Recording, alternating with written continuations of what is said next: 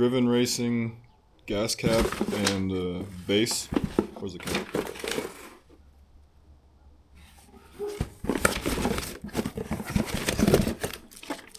And the cap.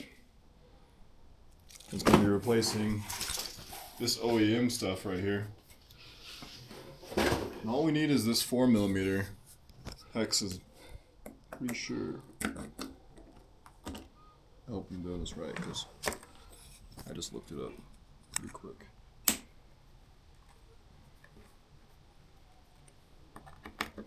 So I'm just getting them loose right now. I'm smart knowing how I drop stuff. Your fingers quit working? Sometimes. One. There's only four 4mm bolts holding in the tank. Oh. It just comes right out.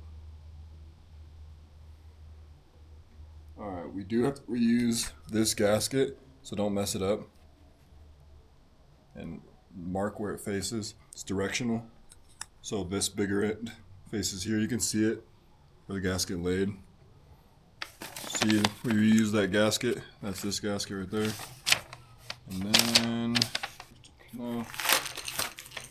So take off the base. We're gonna need a Phillips screwdriver. Right here.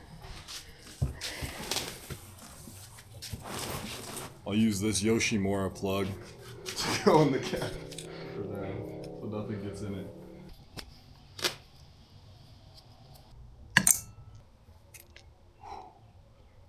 Alright, there's also a ring gasket around this, so you can see it. It could come off.